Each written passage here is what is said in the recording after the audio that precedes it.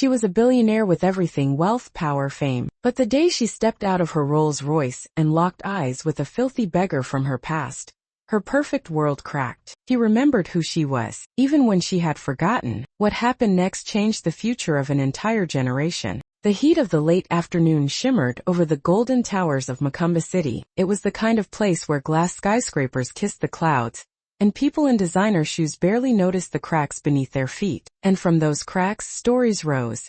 Forgotten stories like the one that began the moment she stepped out of her car. A sleek black Rolls-Royce Phantom purred to a stop in front of the towering headquarters of Zalima International, the most powerful tech company on the African continent. The driver rushed to open the door, and out stepped Madame Ira, the CEO, clad in a blazing red dress that cut through the air like a flame. Her high heels clicked against the pavement as 2 rows of guards in black formed a wall of silence behind her. She had everything: power, money, fame, but no one knew her past, or the beggar from it. As she adjusted her sunglasses and walked toward the building, a soft rustling sound drew her attention to the edge of the pavement. There, kneeling inside a strange glowing symbol drawn on the tiles, was a man. His clothes were ragged and covered in grime, his knees pressed against the hard ground, hands trembling in prayer. Beside him, a large black trash bag leaned against his side like a silent companion. The guards stepped forward. "Move this man," one barked. But Ira raised a single finger. "No," she said. Her voice was soft, yet cut through them like a blade. She slowly turned to face the man. His face. She froze. His eyes, though sunken and weary, were unmistakable. A sharp gasp escaped her lips. "Kwame." The beggar's eyes widened. He bowed his head. "You remember me," he whispered. Macumba Village was a different world back then. No skyscrapers, no glass towers, only red dirt roads, corrugated rooftops, and dreams no bigger than a cup of clean water. A young girl named Ira lived with her grandmother, scraping by on herbs they sold in the market. She was clever, fierce, and often angry at how unfair life felt. Her shoes had holes, her school books were torn, but her mind, oh, her mind burned with ideas. And there was Kwame, the strange boy who lived by the river. He was odd, always quiet, always drawing patterns in the mud. Some villagers whispered that he had visions. Others said he had demons. But Ira liked him. He never laughed at her torn clothes. He never judged her when she cried. And one day, when her grandmother fell ill and no one in the village would help, it was Kwame who came to her hut with a handful of roots and a strange chant. Within hours, her grandmother was breathing again. "Why did you help me?" she had asked. Kwame only smiled. "Because one day you will help the world." Ira's voice trembled now,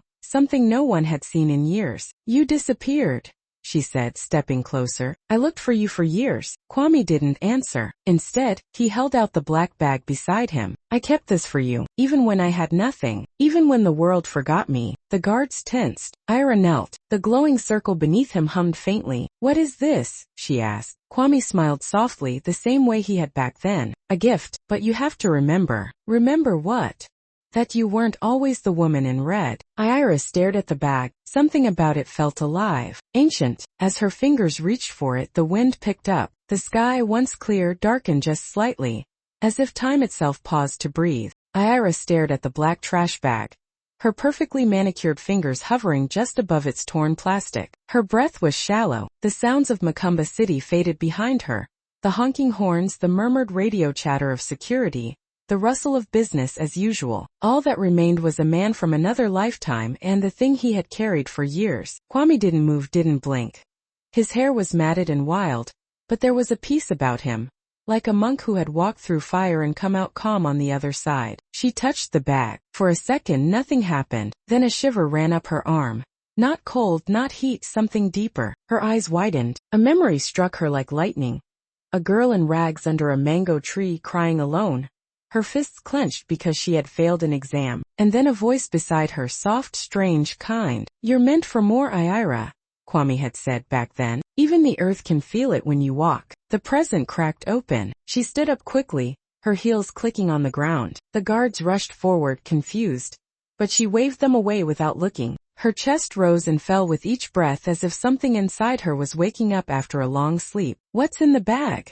she whispered. Kwame smiled faintly. "Everything you left behind." She didn't understand, but she knew better than to ask more. Her eyes were already searching him, reading the dirt on his skin, the bruises on his knuckles, the hunger that lingered in the hollow of his cheeks. "Why now?" she asked. "Because you're ready." She turned toward her building. The towering glass reflected her, strong, sharp, flawless. But now the reflection felt like a costume. She remembered who she was before the power, before the money, when she had grit but no polish, dreams but no stage. "Come with me," she said finally. Kwame shook his head. "They won't let you stay here," she said. "I don't need to stay," he replied, "but I needed to see if your heart remembered." The words landed heavily. She didn't reply. Suddenly, a voice called out from behind the guards. "Madam Ira, the investors are waiting upstairs." She closed her eyes. That voice, urgent, expensive, trained to get things done. "I'll be right there," she called back. When she turned, Kwame had already begun to rise. He picked up the bag,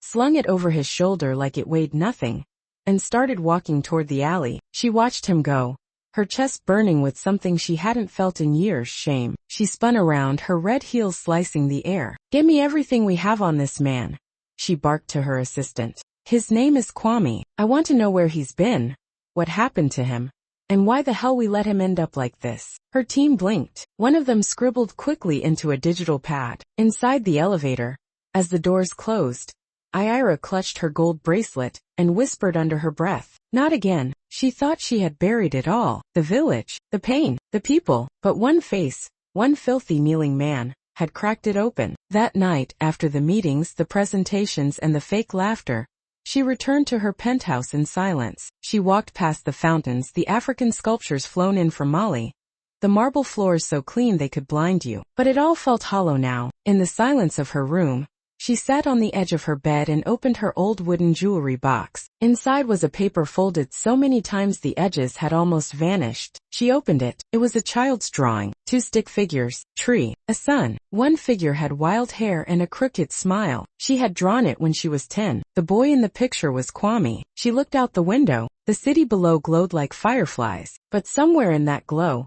a man was walking barefoot with a trash bag full of memories, waiting to see if she was still the same girl under the mango tree. Tomorrow she would find him, no matter what it took. The morning air over Makamba City was heavy with mist, the kind that made everything feel slower, quieter, as if the city itself was still deciding whether to wake up. But Ira was already dressed. Gone was the red designer dress. She wore a plain white blouse, loose linen trousers, and flat shoes, the kind of clothes she hadn't worn since she was a girl in the village. Today she didn't want to look like a billionaire. She wanted to look like someone who could remember. Her driver, confused but obedient, took her to the slums on the western edge of the city, where the roads were cracked and uneven, and the air smelled like smoke and boiled maize. Ira rolled down her window for the first time in years. The stares began immediately. People weren't used to seeing women like her in neighborhoods like this, but she didn't care. Her eyes scanned every face, every alley, every street corner. "Are you sure he came this way?" she asked the woman in the fruit stall. The woman squinted. "You mean the madman with the trash bag? He walks the alleys at night, says strange things to the sky. Sometimes he sits under the fig tree near the old chapel." Ira thanked her and walked alone. The fig tree was still there, gnarled and twisted, its roots curling into the earth like veins. And there he was. Kwame sat cross-legged beneath it, humming a low tune that sounded like wind chimes in a storm. The trash bag rested beside him like a loyal pet. When he saw her, he didn't look surprised. "I thought you might come," he said softly. "I couldn't sleep," she replied. Kwame nodded. "I want answers," she said. "Why now? What are you trying to show me?" Kwame looked at her, really looked at her, not like the board members, or the press, or the men who tried to win her attention at galas. He looked at her like he could see past the skin, past the years, straight into the marrow of her soul. "You left something behind," he said, "and I've been carrying it." Ira stepped back instinctively, expecting filth, but inside was a carefully wrapped cloth bundle. Kwame unrolled it on the ground. One by one he laid out items she hadn't seen in over a decade. A clay bead necklace she had made when she was 9. A photo of her grandmother holding her tight. A notebook filled with drawings of machines, circuits, and wild inventions she had dreamed up when she couldn't afford real blueprints. A pair of broken sandals, hers, held together by twine. And last, a small rock painted with the word believe. Ira knelt, her throat closed. "These, how did you?" she whispered. "You were going to throw them away when you left the village," he said. "You said they were useless." "I kept them, but why?" Kwame looked up at the sky, because I knew you'd forget who you were. And someone had to remember. Ira's hands shook as she picked up the painted rock. She remembered the day she made it. Her grandmother had just died. She had wanted to run away, to quit, to disappear. But Kwame had found her sobbing by the river, and handed her the rock. You said I could be great, she murmured. You still can, he replied. She felt something collapse inside her. A wall she didn't even know she had built. Tears slid down her face without warning. I became everything I thought I wanted, she said. Money, status, control. But I feel more human sitting here than I have in years. Kwame placed a hand on the earth. That's because here you are, Ira. Not madam, not CEO, just Ira. They sat in silence for a long time. I want to help you, she said finally. I can give you a house, clothes, whatever you need. Kwame shook his head. I don't need things. I need you to remember, not just for yourself, but for the others. What others? He pointed beyond the slums to the horizon. There are children out there who are you 15 years ago. Dreamers, builders, but no one sees them. You can be the mirror they need. Ira understood. Not charity, legacy. The next morning, Ira stood at the edge of a barren plot of land just outside Makumba's poorest district. Her assistant held a tablet, eyebrows raised. You want to build what here? She asked. A tech school, Ira replied. Free, with solar labs, code academies, and invention workshops. Open to every child who dares to dream. The assistant looked stunned. And the name? Ira smiled. Call it the Kwame Institute. The city buzzed with confusion when the announcement hit the headlines. Zalima International CEO, to build free tech institute in the slums. Investors panicked. Media outlets speculated. Some called it a publicity stunt. Others said she had lost her mind. But Ira didn't flinch. She sat at the construction site every day, boots on her feet, hands occasionally coated in dust, answering questions from bricklayers and architects, signing documents, approving sketches. The land that once smelled of sewage and burning rubber now echoed with hammers, drills, and children's laughter. Kwame never visited the site, but she felt his presence everywhere. Whenever she had a doubt, a moment of hesitation, she remembered his calm eyes under that fig tree and the childhood dreams he had carried for her when she no longer could. On the second week of construction, a small girl approached her. Her dress was torn, her sandals uneven, and she clutched a tin can full of bottle caps. Are you the lady who used to be poor? The girl asked boldly. Ira blinked. Yes, she replied. I was very poor. The girl grinned. Then maybe I can be rich too. Ira knelt beside her. You can be whatever you want, little one, but you don't have to be rich to be powerful. Good, the girl said. Because I want to build a flying chair for my grandmother. Ira smiled. Then you better be the first student here. She ordered her team to put the girl's name at the top of the enrollment list. Her name was Zuri. It meant beautiful. Over the following days, the foundation for the school was laid brick by brick. Ira stayed close, often skipping meetings and appearances. Her assistant, nervous about stockholder pressure, kept trying to pull her back into the boardroom. Madam, Zalima's reputation is slipping. They're saying you've gone soft. Ira chuckled. Let them say what they want. I've been hard for too long. Then what should I tell the press? She paused. Tell them, she said slowly, that the future of Africa does not live in boardrooms. It lives in the dust, the slums, the places no one wants to look. And that's where I'm building. By the end of the month, a small wooden sign was raised at the entrance of the half-built school. It read the Kwame Institute for the Dreamers of Africa. One evening, just before sunset, Ira walked back to the fig tree alone. The tree was now surrounded by curious children, some climbing its limbs, others playing near its roots. But Kwame was gone. She asked around. No one had seen him for days. She returned the next evening. Still no sign. On the third night, she left a small parcel under the tree. A clean shirt, a pair of soft shoes, and a letter that read, Wherever you are, know that I remember. Always. She didn't see him again for weeks. Then one stormy night, lightning cracked across the sky. The city shivered under pouring rain. Ira was in her penthouse when her security called. There's a man at the gate. He says his name is Kwame. Her heart leapt. Let him in. When the elevator opened, there he stood, barefoot, soaked but smiling. In his hands he held a wooden staff carved with strange symbols, the same patterns he used to draw in the mud when they were kids. You found me, she said softly. Kwame looked around her luxurious apartment. You've built a palace. She shook her head. I'm building something better now. He handed her the staff. Then you'll need this. She took it in both hands. The wood was smooth, old, pulsing with some quiet energy. She felt strength in it, ancestral, ancient, alive. What is it? She asked. Kwame turned toward the window, watching the rain blur the lights of the city. It belonged to my grandfather. He said one day it would be held by someone who could carry more than power, someone who could carry memory. Ira stared at him, unable to speak. Why me? She whispered. Kwame turned back to her. Because you didn't just remember. You changed. He walked to the door. Wait, she called out. Stay here. You don't have to go back to the street. Kwame smiled. I was never on the street. I was on the path, and I think I've walked far enough. Then, without another word, he disappeared into the hallway. Ira stood in silence, clutching the carved staff, the storm roaring around her. She had been given riches, yes, but now she held something far greater. She held purpose, and she wasn't going to let go. The Kwame Institute opened on a humid morning, just before the long rains arrived. The air was thick with excitement. Children pouring in barefoot and wide-eyed, clutching notebooks made of recycled paper, pencils gripped like swords. Some had walked for miles to be there. Others had never set foot inside a classroom, and none of them had any idea who Ira used to be.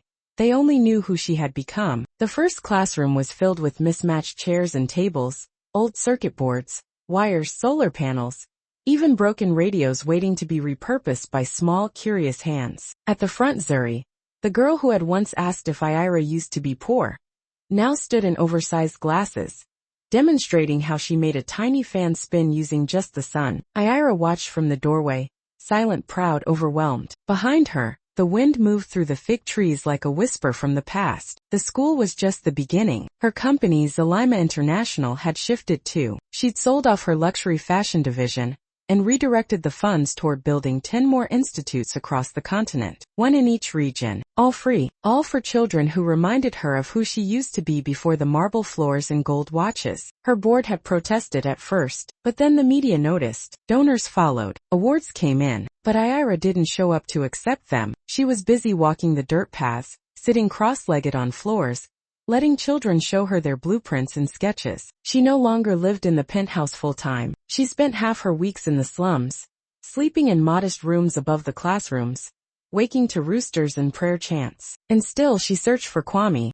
He had vanished again. Not a single security camera had caught him leaving her building that stormy night. No taxi had picked him up. It was as if he had never existed, a spirit who had come to remind her, and then returned to the wind. She often thought about him while watching her students. One day, a boy brought her a radio he had rebuilt using scrap metal and parts from an old phone. It played only one thing, a humming tune, soft, familiar. Her heart froze. It was the tune Kwame used to hum under the fig tree. Where did you get this? She asked. The boy shrugged. Some old man gave me the pieces and said, you'll know what to do. She smiled through tears. You just made my whole week. Years passed. The Kwame Institute spread like wildfire, birthing engineers, inventors, doctors, even one young girl who built a water cleaning machine using discarded bicycle parts and ended up testifying before the African Union. Ira never remarried. She said she had already been married to a mission. One evening, after a long day of teaching,